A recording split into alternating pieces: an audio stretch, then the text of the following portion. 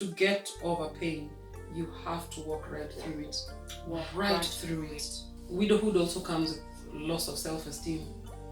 Oh. Yeah. If this is the life that was chosen for me, then I will live it with pride and purpose. I will put my head up and I will walk right through it like it was the life that was chosen for me. Yeah. From his ears to his heart, from his heart to my arms. Hi everyone, my name is Kathy. And I'm Chloe. And I am every woman. So guys, welcome back to another video. And today we are going to be discussing a rather somber topic: what they do not tell you about losing a spouse. And as you might have picked up in our previous videos, Kathy here has gone through this experience, and today she's going to share with us, her experience losing a spouse, and what are the things that she expected, and what are the things that caught her off guard. So thanks for even sharing this story with us. I know there are a number of ladies out there, even men, both widows and widowers, who would want to talk about this, but don't have the platform. It would be nice to hear from someone who has gone through this experiences, and so that anybody out there who can relate can know that they're not alone. Yeah. Oh, thank you very much. And I think what you said is a very important thing, because sometimes you go through something like that and you think what you're feeling is unique, and then you find out that it isn't, and it's a great relief. I think it's good to know that other people felt the same thing, and to know what they did. And I would say every person who goes through widowhood needs someone to hold their hand. It's not something you can do by yourself. Right. It's just way too tough. Yeah. So just walk us through that day, how it happened. Oh my God. Yeah. I mean, as you can imagine, those are very tough memories. I'm a teacher, so I just closed school, and some ladies, friends of mine, we were supposed to go out for a night out. And as you can imagine, women with small children, our idea of a fun night out was to go somewhere, have dinner, have a massage, and go to sleep. So really, you needed the sleep. Yes, because that was our idea of a fun night. Yeah. So my husband had given me some money, because we were going to cost share. And then all the ladies weren't able to make it, all of them. So I was so disappointed. And he looked at me and said, "Why don't you go? Just go." And I said, "Really?" He said, "Yeah, just go." I said, the money I have, it won't be enough for me alone. It was enough when we were sharing. He said, "Don't worry about it. I will add you money. Just go." And so he had gone somewhere. He came back. I said, "Take me, drop me there." And he said, "I thought it's me time. Shouldn't you just go?" And I said, "Well, we were planning to travel a few days after, and I was going to go because I was on a break. I was going to go back home and stay for a while. So I said, we're not going to see each other for a long time. So let's just go have dinner, and then you can leave me there." So we went. Yeah. We had dinner, and then he said that he's going to go meet his friends for a bit, and then he's going to go home. Yeah. So he left me there. We had dinner, and then he left me there. And there was just, when widows or people who've lost a loved one will tell you there's something, there's a feeling, there's just very surreal moments. That was the first time in our lives that we took a selfie. We were just not that kind of people. So we went to a restaurant, which before I had gone with his sister. I said, "Let's take a selfie, send it to your sister, see if she'll recognize the place." Yeah. So that was our last selfie, really. So interesting. And when you say surreal, I'm just curious. Was there like an unusual feeling inside? Yeah. Even a few days before that, there were a lot of things that made sense after he died. And I think truly, truly from the bottom of my heart that sometimes messages are sent to you And these things help you sort of to prepare you, to put you in a place where you won't fall apart. Yeah, because there were some things that had no explanation really. Wow. No explanation at Okay. all. Yeah. All right. So even the fact that we had dinner that day, that was our last dinner. And it wasn't planned. That wasn't the plan. No, it wasn't. And so he went, and I stayed over. And then at around 3 a.m. ish, I remember waking up with very, very serious acidity. I felt so much pain. And to this day, I've never understood why it never occurred to me to call him, because it was a lot of pain. It never occurred to me to call him. I'm in pain. I just sort of sat through it. And then when it got finished, it just got finished. Anyway. Wow. So in the morning, my nanny calls, and to cut a long story short, I say, isn't Baba Watoto there? And she says no. And I go into a complete panic because I was married to him almost 5 years and I'd never ever seen a thing like that. So I thought, whatever it is that has happened cannot be a good thing. And so I found my way home. And he still wasn't there and wasn't picking up his call. I mean, his phone was off. And I knew at the bottom of my heart something is wrong. Yeah. And he didn't tell me where he was because I was having me time. Yeah. On a normal day, he would tell me where he is, even if it's just a text. So I got out blind, just going to somewhere where I imagine he would have been. And I couldn't find him. And so I ended up just calling a friend, a colleague of his. Okay. And they called everybody who was with him, and they all said, yeah, they parted ways at some point. Nobody has heard from him. Everybody went home. So we drove around, like trying to retrace his steps, but we couldn't find him. And then my friend said, the colleague, he said, let's go to the cop station. I said, okay, that makes sense. Maybe he was arrested. So he was having errands. He was driving his car and I was driving mine. So I drove straight into the cop station. In the minute I drove into the cop station, it's a moment that will never ever leave my mind.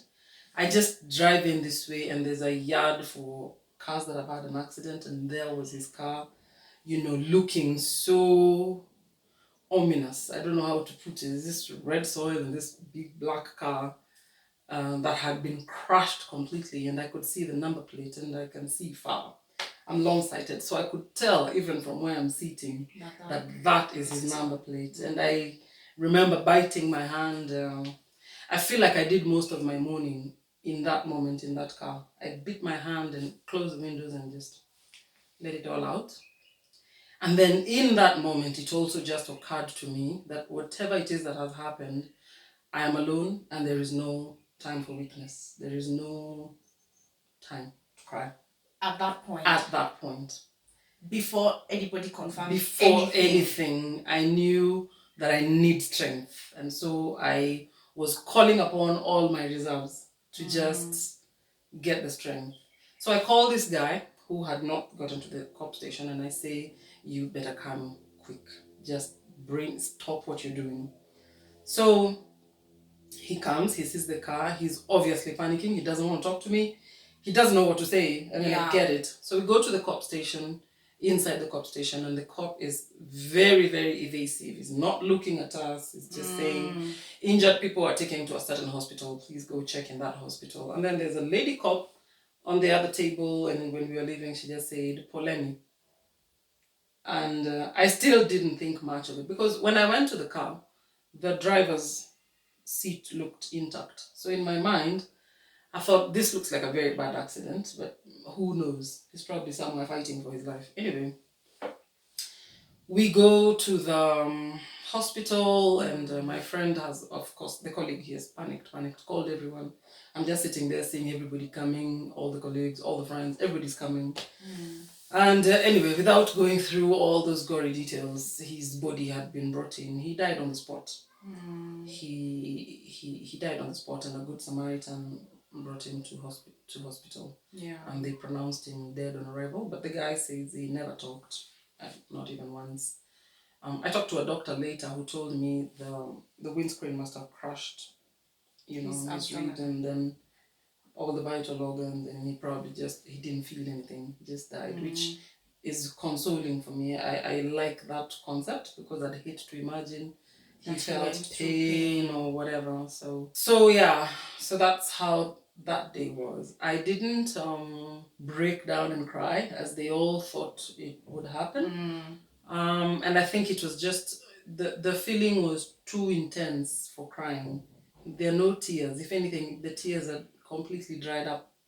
There's just a lot of acid dripping down your stomach. There's a whole lot of, you know how you feel when you're about to present in front of a group? The butterflies, the adrenaline. It felt like that continuously for the first 3 months. It felt like that all the time. I couldn't cry. Those first days, the tears couldn't come out. Yeah. It's bigger than tears, if I can just put it that way. Yeah. Yeah. It's overwhelming. It was very overwhelming. I mean, of course, I can only imagine. Of course, if you haven't gone through that, you can only imagine how it feels like. But yeah, that. And even that you're imagining is not doesn't it. even come close. Yeah, it doesn't come close. Yeah. I wouldn't wish it on my worst enemy. I tell you, I'm like, I wouldn't want you to understand what I'm saying. Yeah. Yeah, it's so much better. Yeah. If you go through life without ever having to understand that. It's the worst possible thing. Yeah. Yeah. Well, thanks for sharing. And Yeah. really sorry that you had to go through that. Yeah. It's life. It's life. Yeah. Okay. So that happens. Obviously, find yourself in a situation where you're now alone. What goes through your mind, especially because now you're thinking, okay, you've lost a spouse. There are things that you're thinking should happen or things that you're expecting to happen, and then there are things that happen that you're thinking, wow, did that just happen? Your spouse has been gone for a while now, right? So it's been a while. It's been 5 years. 5.5 years. What has that been for you? Oh my God. Without him. Yeah. What are those things that you know or feel like, you were not prepared enough for? So when you lose a spouse, especially in that way, that you completely didn't see it coming, it's not like a rug was pulled from under your feet. It's like an earthquake. Yeah. It's like you had built a house and suddenly it's not there and there's a hole and there's all this rubble. Yeah. It's a total mess in a way that I cannot even begin to explain. It's what do I do now? Where do you start? So many questions, so much emotion, and you're all alone. And the thing about losing a spouse is that the space you share with your spouse is only shared by the two of you. It's not even so much like losing a parent, because the space you share with your parent, you have maybe your siblings, your mother, someone, or your father, someone else who knows that experience. Exactly. It's not that different from yours. Yeah. But losing a spouse, it's just you. There was just you and him, and now he's not there.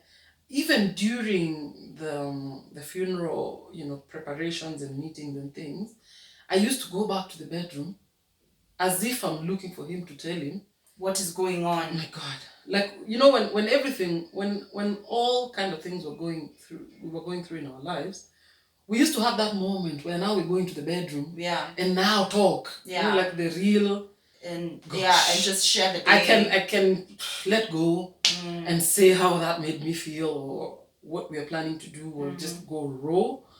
But now the person you could have gone raw with is the person who's not there. And that is a hard thing. When you hear widows saying you're lonely in the midst of people who love you, who are there for you, but you're alone, it's very real. The plane again. Yeah. It's okay. So you have this moment of realizing that is not there, and that's how you can be talking to a widow and she's fine and she's okay talking, and then she just bursts into tears because she's just remembered something she's supposed to tell him. There's always Yeah. Things that are so intertwined. You don't actually realize it when he's alive, that your lives are that intertwined until he's not there. And that's when you realize just how intertwined your lives are. Yeah. Everything you've planned, everything you've gone through is all intertwined. It's interesting when you're saying even when there are all these people, because this has happened and there are all these people and you're feeling like at the end of the day you want to go and share it with that one person, and then that one person is the one that's not there. That's quite sad. It's really tough. Really sad. Yeah, it's really tough. Yeah. Okay. I would say the thing though that helped me a lot.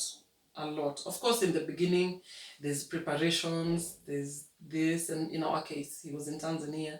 The body has to be moved. The logistical issues, for example, for him, his company took over, and it really helped. It was just one less thing to think about. Yeah, the organization he was working with. Okay. It was extremely helpful. Extreme. I don't know what to say. And then, of course, people really help. People really come in and help, from his side, from my side, people you don't know. There's all these people. Till today, I meet people who say, the last time I was with you was at the funeral, and I can swear they weren't there. There is no way. You don't remember. You don't remember. You use so much energy just keeping yourself together. You don't remember. Someone was there. You might remember remotely seeing a person or two, but there will be a lot of things you don't know. It's too much going on at the same time. Yeah, and you want to be concerned with as little as possible. Right. As little and you're as also possible. dealing with your own emotions of mourning, right? Yeah. Yeah. The funeral happens and, you need to go back to life as usual or normal, I don't know whether it's even like going back to normal, right? How is that experience? Are there things that you can pinpoint that and say, wow, this 1, 2, 3 things were a real shocker for me? Well, they were all shockers. It was I remember going back to Tanzania, to everybody's shock, because everybody thought I wouldn't want to go back. I did go back. And I had trouble breathing sometimes. You just have to remind yourself to breathe. Otherwise, you feel like you'll breathe out and not have the energy to breathe back in. And what a lot of people find interesting is that at that point I really just needed to be alone. And there was all these friends who want to come in and step in and help with this, and I'm like, no, I need you to go now. I need to figure this out. Yeah. It has to be figured out at some point. Yeah. And this is the time. And it might even come off as rude. And I would tell any widow in that position, self-preserve. You cannot afford to think about other people at that point. You really just have to think about yourself and your children, if you have children. So there were those moments of, I don't want to see people. I know they mean well. Yeah. But I don't want, and I'm tired of having to explain. Yeah. Why? Because I will not explain in a way that you will understand. Yeah. That's interesting, because like in our African culture, for you to be there and be supportive is to show up, right? Yeah. All the time. Yeah. After work, pass by your friend, if it's your friend who has lost whoever, pass by, hang out. And we think like just being there will keep you distracted so that you don't. You understand? That's the thing. It's a good thing you mentioned that word. Yeah. Because at that point I don't want a distraction. Okay. I want to deal with my pain. Yeah. And I can't deal with that pain with anyone. Because like I said, in that space you're alone. So there is no way, you will not understand it. There's no way you can see it. Yeah. So you want to deal with the pain, and the sooner you deal with it, the sooner you can now find yourself able to reintegrate back. But those first moments, I would say, if if there's someone who's a widow near you, just go with their cue. Yeah. If they say no, then it's no. If they say come, then you can come. If it's someone who's really close to you and you're worried, because sometimes it can get out of hand, then you can show up. Yeah. Because there could be even just logistical issues like food or something. But if they are not in a position to talk, they don't, just do your bit and go. Yeah. They will appreciate it. They're not saying anything, but they appreciate that. Yeah. Yeah. But then also maybe could we also, like, if you're trying to support someone who has experienced loss like that, pick up on subtle cues, like if they feel like now you're overstaying, it's time for you to leave. Leave. Yeah. Leave. Yeah. If they don't want to talk, don't push Let it. them be. Yeah. Yeah. Okay. Yeah. The interesting thing is that recently a friend of mine also lost her spouse. And as you can imagine how raw that feeling was for me. And, you know, I knew, I mean, we were friends. They used to live in Tanzania. My children used to go there. And I, of course, I reached out in the beginning when they were guests and we had serious heart-to-hearts.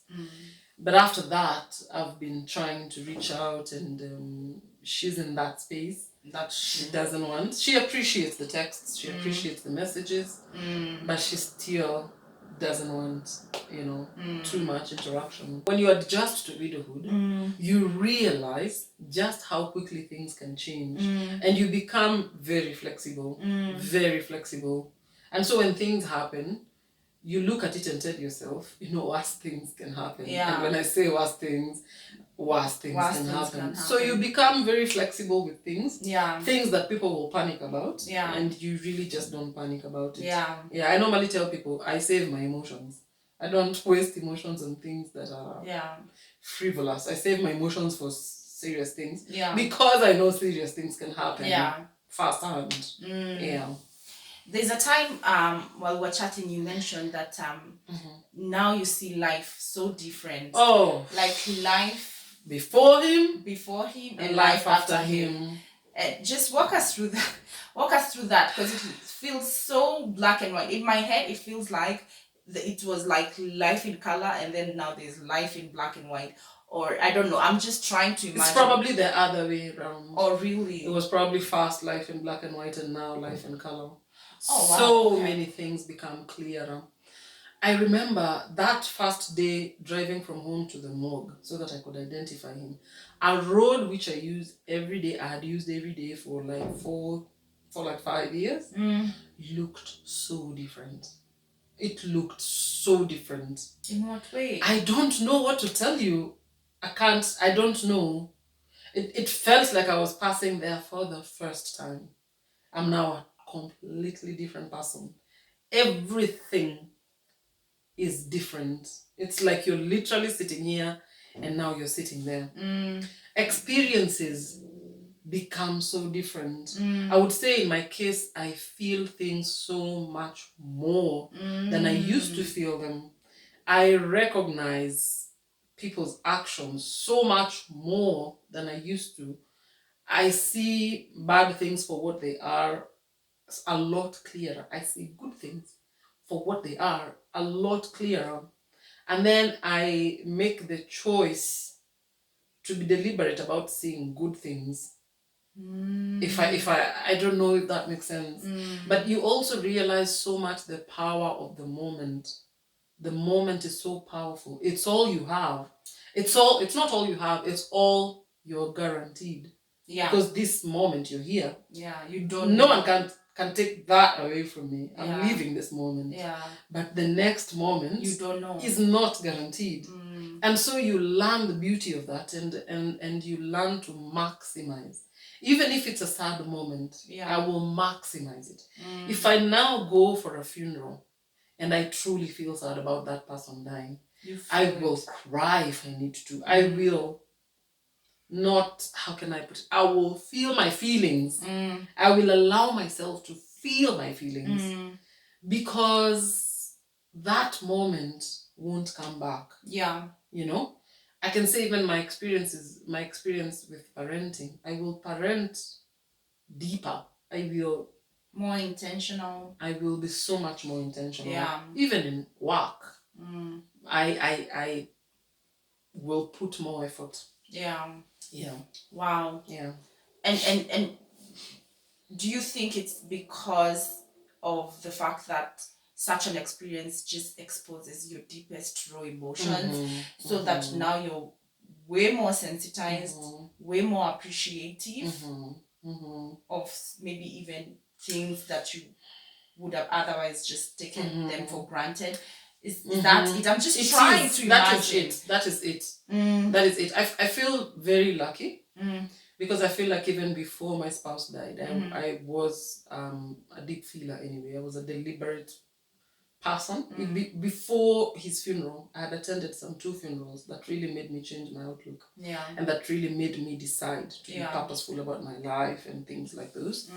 And I used to go to a church in Nairobi, Parklands Baptist, and they sing Happy Birthday every Sunday. And I remember the first time I went there, I used to think, okay, this is a bit pretentious. Like, it's not like you're going to be doing birthdays for everyone every day. And one time, Reverend Ambrose now, Pastor Ambrose, he said, we sing happy birthday. In this church, we recognize your birthday because we appreciate life and we celebrate your life.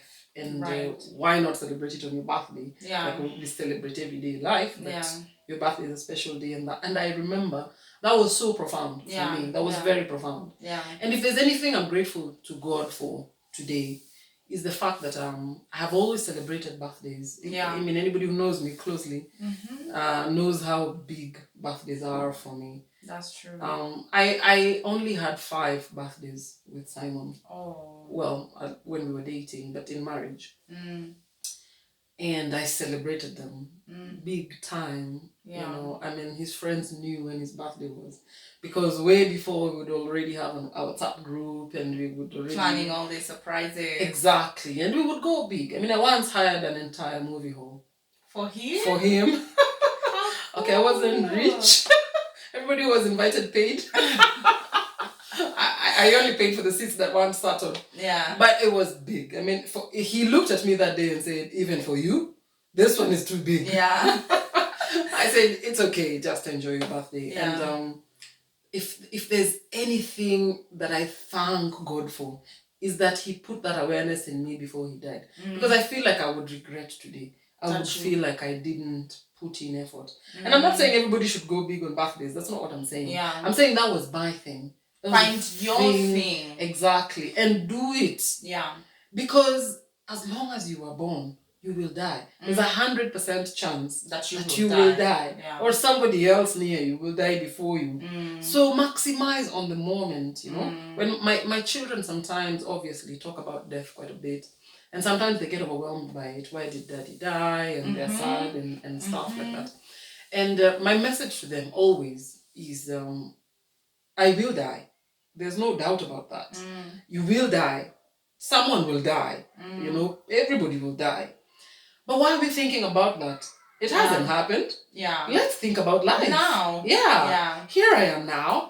Let's do something, you know, fun. Let's create a memory. Yeah. Let's do something so that when death does come, you know, you will have something to hold on to. And the memories are everything. Yeah. The memories are everything. Create the memories. Yeah. It's everything. Create the memories. Oh, yeah. It's everything.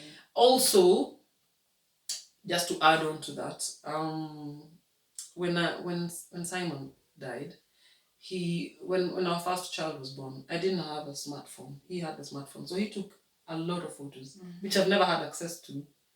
So I don't have photos of my first baby, you know. I've never really been able to access those photos. And I searched through all my photos, and I eventually massively found 2 videos. One which is with the first child and one which is with the second child. And I treasure those videos because that's all they have in the sense of a video. Something, you know. One video he's reading a story to, you know, my firstborn. And then the second one, the baby was very small, so he's just making her laugh and picking her up. And she loves that video. She truly loves that video. You know, take videos. Take photos. Write letters. Now we have do those all things. This technology. I'm not saying someone will die. But I'm not saying someone won't die. Yeah. It is what it is. Yeah. And hopefully, I hope you don't die, and I hope nobody dies. When they grow up, those are memories they're going to treasure. So I try, it's easier said than done, but I try as best as I can to save photos. and videos. And I try to interview, especially for birthdays, I interview the children, hear what they say. And this one I would say goes specifically to moms. Moms, put yourself in the picture. Put yourself in the video. Because a lot of times you just take... Yeah. And I'm not putting like to put ourselves, you know... I'm not putting myself here and doing this because I still do the same, even though I know what I'm saying. If you go through my phone book, it has a lot more photos of me taking them, and I'm not in the photo. Don't do that. Don't do even a selfie. Be in the photo. They are going to want to see you. You're going to want to see yourself in their photos. You know? Be in the photos. Do... someone told me, create email addresses for them. Yeah. This is illegal because they're not of age. But I did create email addresses for them. And so I remember asking everyone for his first anniversary, please write something. Write something he did for you. Write something you shared, some moment you shared. Because they will reach a point where they have some sort of identity crisis, this teenage and, adulting. They will want something. I was his wife. That's all I can be. But, childhood friend, high school friend, colleague, brother, sister, write something, say something, send photos, send videos. Yeah.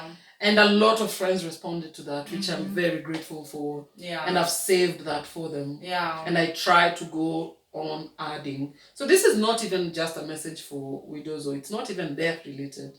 Create the memories, save the memories. That's important. Yeah. I know it's easier said than done, but imagine, do your best. You're gonna be grateful. Yeah, because once someone is gone, that's it. That's it. But you don't have to go. Once that moment is gone, it's gone. Even the moment. Exactly. Yes. You could still be alive, and hopefully you are. But there's no memory. You're trying to... Sometimes my kids go, what did you do for my first birthday? And I'm like, you don't remember? Of course they don't remember. But, fish for the photos. Look, see. Who is this? Oh, wow. She came for my... those are great memories. Save those. Wow. Yeah, save those. I think that's a lesson. That's a lesson there. I think that is really important. Let's be intentional. I think we take photos, but we're not very intentional about it. No. So especially that one of mothers, be in the photo, be in the video. I think that one, even for me, is a lesson that I'll carry with me. Okay, so I'm curious. How was it after that? Like, even moving from a home with two adults to one adult, in terms of even provision, providing both financially, and also you have two kids, so just parenting alone now. How was that? Even relating with friends, did it change? Relating with family, did that change? Is there anything there? There's obviously a lot. The adjustment is very tough. In my case, I had a nanny, a great nanny, who just took on the children, like took both children, put them in her room. Right. It was a great thing because it allowed me to mourn. And I taught my children, I sleep trained my children from way early. And I was doing that to enrich my marriage so that we have time to talk. So my kids continued sleeping early and the dada, and then I used to be left by myself. And those were very, very tough moments. And of course, in trying to walk through widowhood, what I realized is that the children feed off my energy. So I knew from very early on that I need to deal with myself and I need to work through it so that I can be there for them. And you can't fake it. Kids just have, they sense, they know the emotion that you're on, and it really destabilizes them. Yeah. So I would like to give a lot of credit to a friend of mine who I went to school with, who I didn't even know was a widow. I found out after I became a widow. Okay. And she walked me through it. I don't know that I would have survived without it. She was in Germany. She still is. And we used to chat. Those moments when I should have been talking to my spouse, I used to chat with her, and we used to chat a lot. Goodness. We used to write, full paragraphs, full scaps on the phone, and she was great. She had been widowed 3 years before, So she had gone through quite a bit of it, and she helped me to just, her situation in some cases was even worse than mine. So it really helped. A problem shared is a problem halved, and a problem halved is a problem. A problem shared is a problem half solved. Half solved. Yeah, for real. That was I needed the crutch at the time, and I don't think I had an alternative.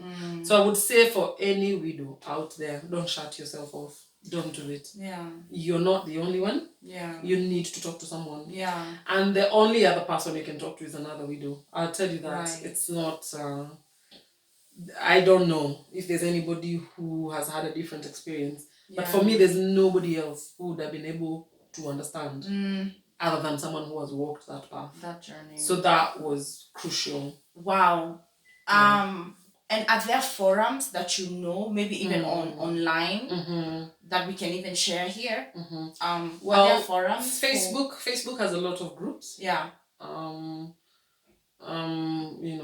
Widows, just type widows, there will be plenty of groups. There will be groups you probably won't relate with.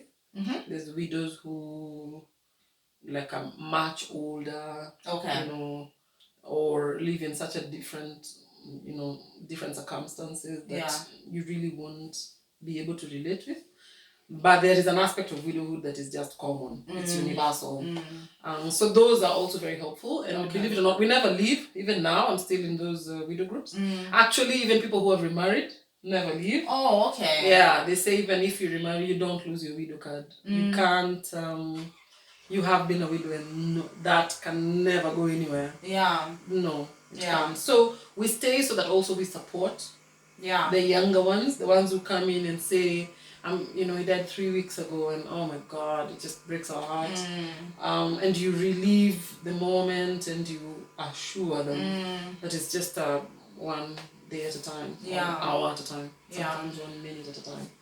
Okay. Yeah. So I think that's an important one. If you're out there and you're experiencing loss, or you know someone who's experienced such loss, losing a spouse, joining their forums. To someone. I'm sure churches also have forums. Yeah. Where I was at the time, there wasn't such a forum, but I know there are forums. Like those. Yeah. Reach out. Yeah. Reach out to me if you can. Yeah. It's just a question of talking and letting it all out. Yeah, guys, we have our email address in the description box, so feel free to reach out, and I think Kathy will be more than happy to guide you through it or direct you to where you can actually get someone to talk to. All right, before we close the video, I'm just curious, is there one particular thing throughout this journey, throughout these 5.5 years that happened, that you feel like you really need to talk about because it was something that you didn't expect to happen at all? Is there one thing that you can say, this was the most difficult or the most interesting or the most weird thing that I can say I never saw coming with losing a spouse? I would say the thing that I found to be the most,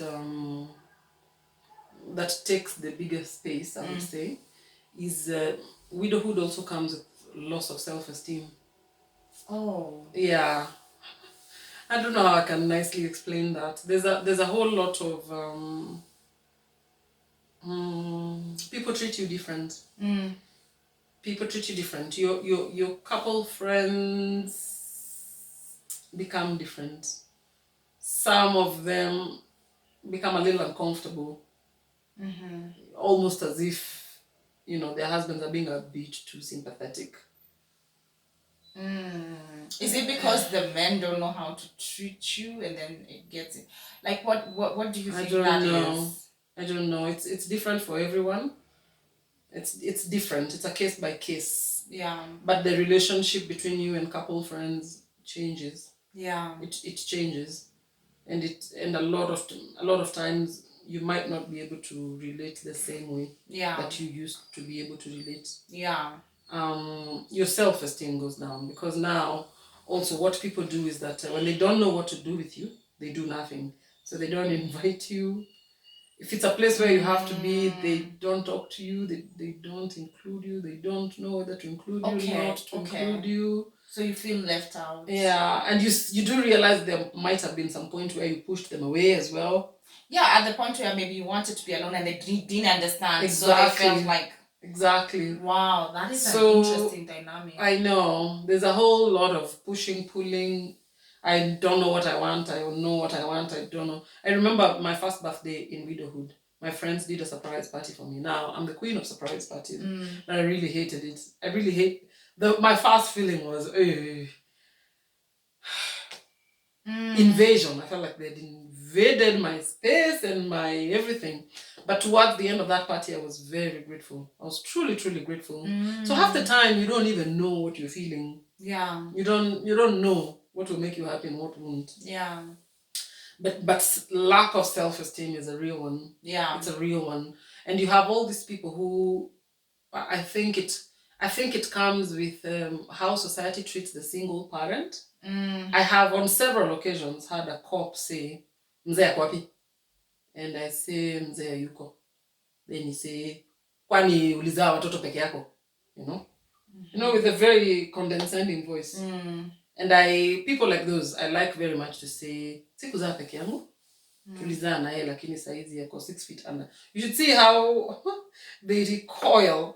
Because I'm thinking in my head, if this is what also single parents whose spouse didn't die, but they're single, not from death, go through.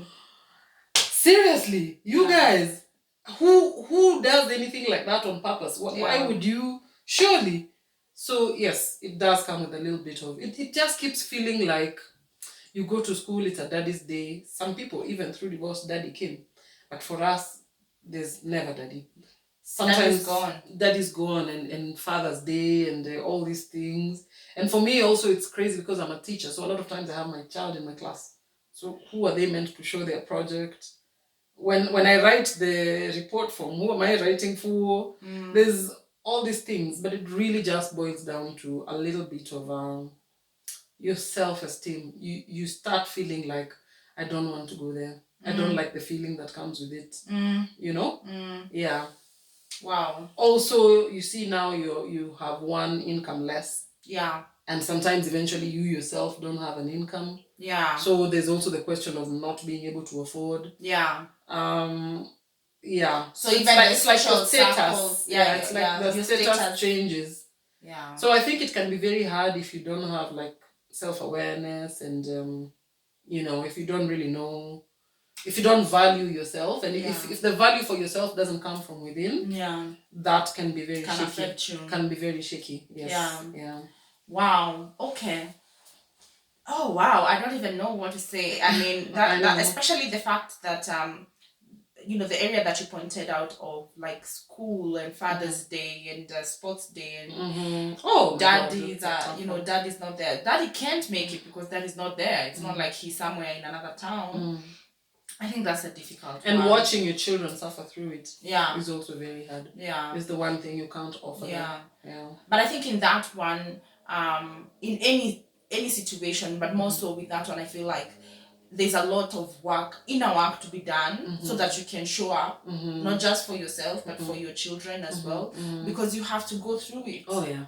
There is no two ways about it. And that's the saddest. I think that's the saddest bit because whether you like it or not, like that's the one thing about loss that I still never understand. Life goes on. It goes on despite what you're feeling, and I'm sure that must. You drive around the first night and you wonder, people are still walking, eating, laughing. Yeah, what are they laughing about? You're wondering when will I ever laugh again? Yeah. It's a tough one, but I would say the key thing is that you must get support. Yeah, you must get support. I would say another key thing that's very, very important is that to get over pain, you have to walk right through it. Right through it. You cannot escape it. You can't hide from it. You gotta face it. If it requires you to cry, you gotta cry. Cry it all out until it's finished. If it requires you to run or exercise or whatever, as long as it's not a destructive thing, you have to do it. And you have to allow yourself those bad feelings that keep coming. And you have to make peace with them, not do away with them. find a way to make peace with them. You know, the serenity prayer, you know, the give me the courage to change what I can change, the grace to accept what I can't, and the wisdom to know the difference is everything. Yeah. It means everything at that point. Yeah. Yeah. You don't have a choice. Yeah. You realize very quickly. Yeah. And the more you go through it, even when you see darkness everywhere, the more you go through it, the sooner you will start seeing. You'll just realize one day you laughed. I actually laughed. And it even came from my heart. How did that even happen? And then eventually you start, they call it laughing through the tears. And you realize a lot of things have bittersweetness, but you're so relieved to finally just be able to feel something. Yeah. Wow, I don't know about you guys, but I have really learned a lot today. I think the first thing that I've learned is that walk through the pain. And then the second thing I've learned, especially, and this is for, you know, if you're on the other side, if you know someone who's lost, you know, a spouse, how to actually handle that situation. I think we need to be a bit more gracious, extend a lot of grace to them. Don't take their reactions personally. If they need space, offer the space. If they want to come back, bring them in. If you know, one, follow their cue. Yeah, follow their It's about them, eh? It's not about you. Yeah. It's about them. Yeah. So I think those are some of the things that I've learned today. Hold on to the things that keep you sane, like things you like. Try. I feel like that was my way of finding of removing the numbness again, and just having something I truly enjoy. In my case, I love to sing. I wrote 2 songs. The first one, I wrote a hopeless song, which really was how I felt. And I wrote it so that I can reach out to someone who is in that same situation, to know that there have been others in that situation. You will get through it. And it's a really hopeless song. And then after that, when I was tired of crying, which was a good thing. I mean, I really don't like negative emotions. And at some point I was like, I'm not crying. I'm done crying. And I wrote another song that was happy one, if we can define happiness. But it was just moving forward. I'm moving forward. I'm not moving on. It's not possible. You can't wish away that experience. But I'm moving forward with the experience. Yeah. I'm moving forward. I remember telling my sister one day, if this is the life that was chosen for me, then I will live it with pride and purpose. I will put my head up and I will walk right through it like it was the life that was chosen for me. Yeah. And I'm not making any apologies for it. I didn't do anything to myself. It was done to me. But that doesn't define who I am. That's a chapter in my book. And my book continues. Yeah. I will keep writing. And right now, I will write with as much color as I want. With whatever I want to write. Yeah. Wow. Yes. Don't be afraid to mention their name to the widow. Yeah. Don't be afraid, thinking that you're reminding them. Yes. You're not reminding them anything. They remember never forget. Every day. Yeah. They never forget. Yeah. If anything, when you talk, for example, for me right now, if you talk about him and you make me talk about him, and he takes place he occupies a conversation somewhere, it makes me very happy. Because now you get to a point where you're afraid he'll be forgotten. And you don't want him to be forgotten. You don't want to forget him. Yes. Okay. Don't be afraid say to talk his about name or say her name if for a widow. Yes. Yes. Okay. Yeah. Wow. Okay. Yeah. All right. Thank you guys so much for watching. As usual, we'd like to hear from you, especially if you've gone through this journey. What has been your experience, or if you are just experiencing it now and you need, a platform or just someone to talk to, please just reach out to us, comment, write to us an email, and we'll be really happy to hear your experience. And Kathy is more than willing to guide you through and introduce you to people or forums that can help you, hold your hand through this journey. Yeah. Until next time, bye.